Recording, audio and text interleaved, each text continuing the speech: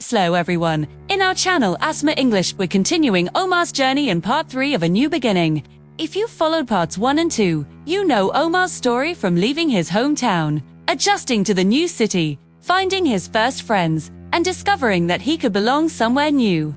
Today, we'll follow Omar as he grows even more confident, explores his city in detail, builds strong friendships, and begins to feel at home. Get comfortable, grab a drink, and let's dive in.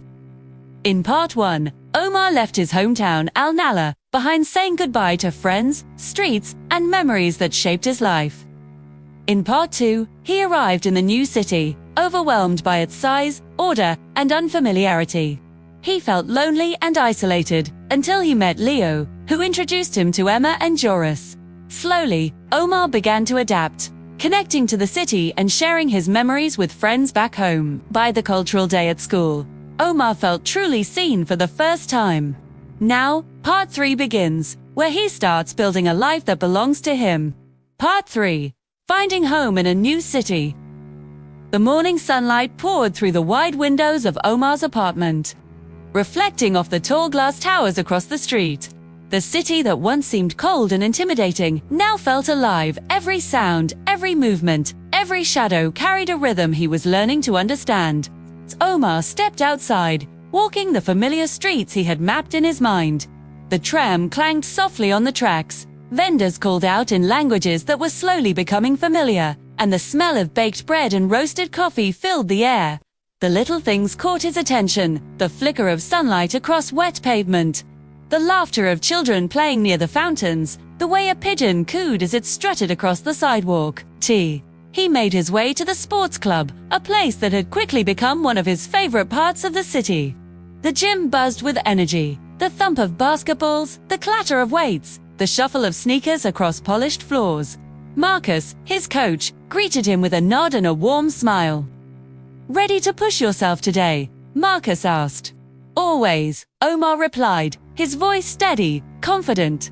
The workout was intense. Omar ran laps, lifted weights, and practiced agility drills, feeling the steady burn of effort in his muscles.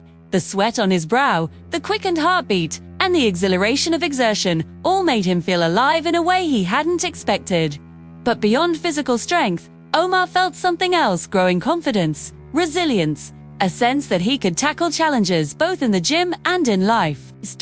After the workout, Omar entered the locker room where a group of familiar faces greeted him. There was Lucas, who loved football and told endless stories about games he played, Hannah, who practiced yoga every morning and gave Omar tips to stretch his muscles, and Mateo, a quiet but supportive friend who encouraged him to try new exercises. Together, they laughed, shared snacks, and planned weekend activities. Omar realized that these friendships, small yet meaningful, were the threads weaving him into the fabric of the city. Later that afternoon, Omar wandered through the streets and neighborhoods he now called his own.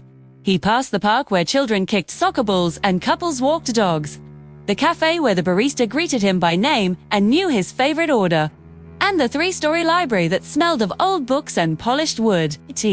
Each place had its own personality, its own story, and Omar discovered that the city was full of quiet magic if you paid attention. He stopped at a small bridge overlooking the river that cut through the city. Water reflected the lights from the buildings above, shimmering like scattered stars. He watched kayakers glide silently across the surface and noticed the rhythmic swish of their paddles. Standing there, Omar felt a calm he hadn't experienced in months. He pulled out his notebook and sketched the bridge, the river, and the skyline, capturing not just what he saw, but how it made him feel: connected, inspired, alive. Evenings became a special time. Omar often met Leo, Emma, and Joris at cafes near the river. They shared stories of school, teased each other about small mishaps, and planned trips around the city. One evening, they visited an art exhibition.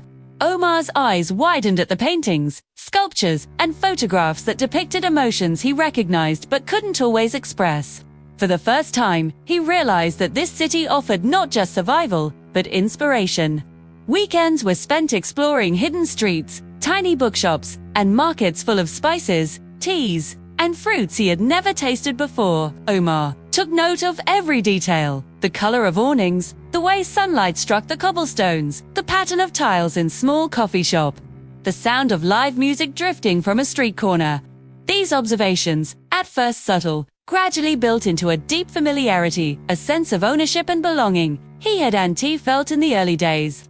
Despite all this, moments of reflection still reminded him of Almala. He sometimes closed his eyes and pictured the narrow streets, the market, his friends laughing at old jokes, the lighthouse silhouetted against the sunset.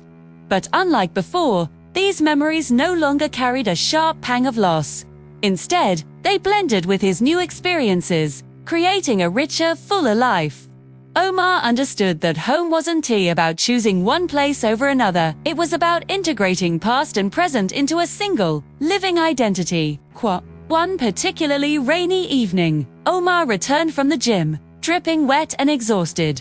He paused on his balcony, listening to the patter of rain on the rooftops, the distant hum of traffic, the muffled chatter of neighbors. Leo called him later that night, inviting him to join a weekend hiking trip.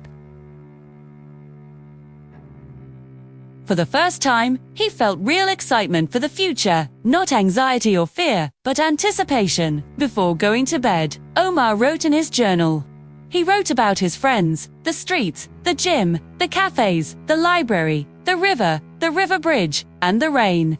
He wrote about how the city no longer felt like a challenge or an obstacle, but like a living companion. "I can love both worlds," he whispered. "I can hold Alnala in my heart and still build something beautiful here."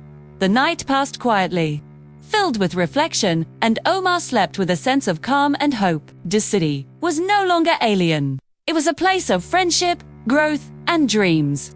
And he knew that the next chapter, filled with challenges, surprises, and new opportunities, was waiting just around the corner. Before we end, I'd love to hear your thoughts. Leave your answers in the comments. How do you think Omar's perspective on the city changed from part 2 to part 3? Which place or experience helped Omar feel most at home in his new city? Thought. How important were Omar's friends in building his confidence and happiness? What do you think Omar's next challenge or adventure will be? Thank you for following part 3 of Omar's journey. Don't forget to like, subscribe, and turn on notifications so you won't miss the next chapter. More emotions, growth, and discoveries are on the way. See you in the next story.